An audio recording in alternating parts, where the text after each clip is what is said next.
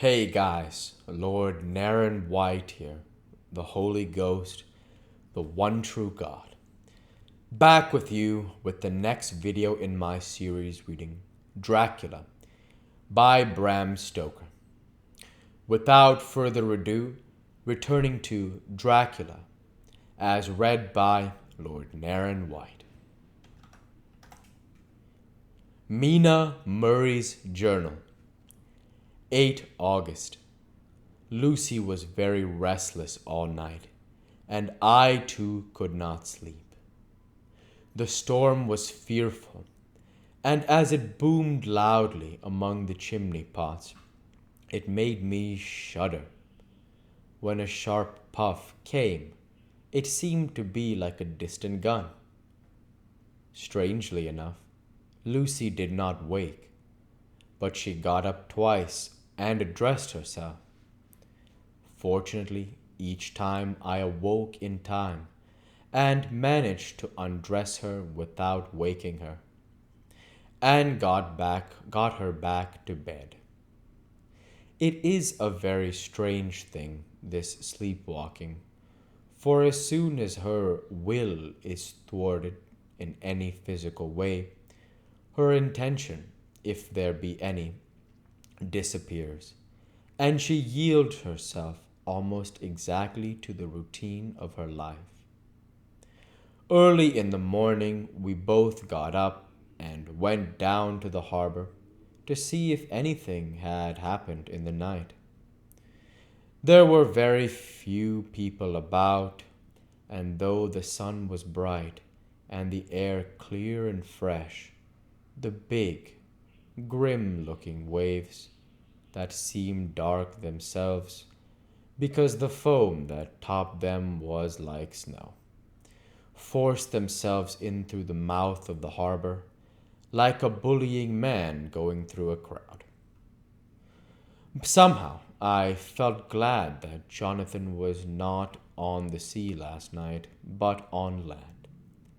But, oh, is he on land or sea? Where is he, and how? I am getting fearfully anxious about him. If I only knew what to do, and could do anything. 10 August. The funeral of the poor sea captain today was most touching. Every boat in the harbor seemed to be there, and the coffin was carried by captains all the way from Tate Hill Pier up to the churchyard. Lucy came with me, and we went early to our old seat, whilst the cortege of boats went up the river to the viaduct and came down again. We had a lovely view, and saw the procession nearly all the way. The poor fellow was laid to rest near our seat, so that we stood on it, when the time came and saw everything. Poor Lucy seemed much upset. She was restless and uneasy all the time, and I cannot but think that her dreaming at night is telling on her. She is quite odd in one thing. She will not admit to me that there is any cause for her restlessness, or if there be, she does not understand it herself. There is an additional cause in that poor Mr. Swales was found dead this morning on our seat, his neck being broken. He had evidently, as the doctor said, fallen back in the seat in some sort of fright, for there was a look of fear and horror on his face that the men said made them shudder. Poor dear old man. Lucy is so sweet and sensitive that she feels influences more acutely than other people do. Just now she was quite upset by a little thing which I did not much heed. though I am very fond of animals. One of the men who came up here often to look for the boats was followed by his dog. The dog is always with him. They are both quiet persons, and I never saw the man angry nor heard the dog bark. During the service, the dog would not come to its master, who was on the seat with us, but kept a few yards off, barking and howling. Its master spoke to it gently and harshly, and then angrily. But it would neither come nor cease to make a noise. It was in a fury, with its eyes savage, and all its hair bristling out, like a cat's tail when puss is on the war path. Finally, the man too got angry and jumped down and kicked the dog, and then took it by the scruff of the neck and half dragged and half threw it on the tombstone on which the seat is fixed. The moment it touched the stone, the poor thing began to tremble. It did not try to get away, but crouched down, quivering and cowering, and was in such a pitiable state of terror that I tried, though without effect, to comfort it. Lucy was full of pity, too, but she did not attempt to touch the dog.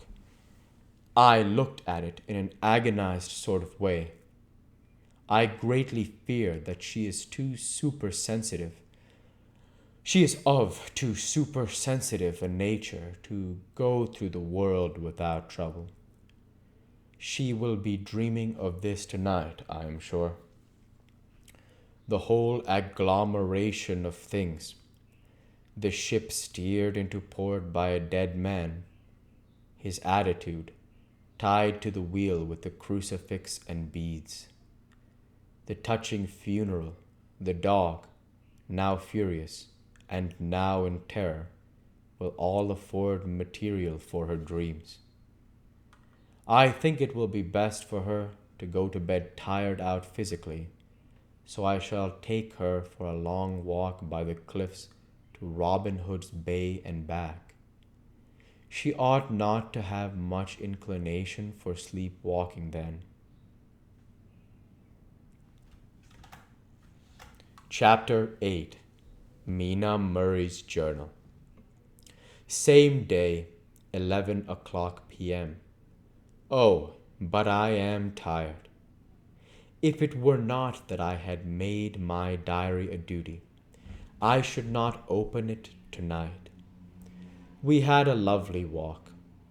Lucy, after a while, was in gay spirits, owing, I think, to some dear cows who came nosing towards us in a field close to the lighthouse, and frightened the wits out of us. I believe we forgot everything, except, of course, personal fear, and it seemed to wipe the slate clean and give us a fresh start. We had a capital, severe tea at Robin Hood's Bay in a sweet little old-fashioned inn, with a bow window right over the seaweed-covered rocks of the Strand.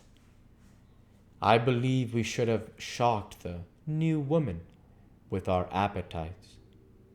Men are more tolerant, bless them.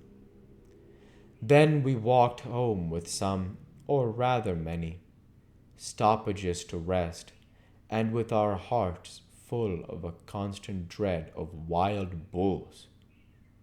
Lucy was really tired, and we intended to creep off to bed as soon as we could. The young curate came in, however, and Mrs. Westenra asked him to stay for supper. Lucy and I had both a fight for it with the dusty miller. I know it was a hard fight on my part, and I am quite heroic. I think that some day the bishops must get together and see about breeding up a new class of curates who don't take supper, no matter how hard they may be pressed to, and who will know when girls are tired. We'll go ahead and stop there for this week. As usual, I want to say thank you for watching, and I hope you enjoyed. Please like, comment, and subscribe, as it greatly helps the channel. Light be with you all. Take care, and thanks again.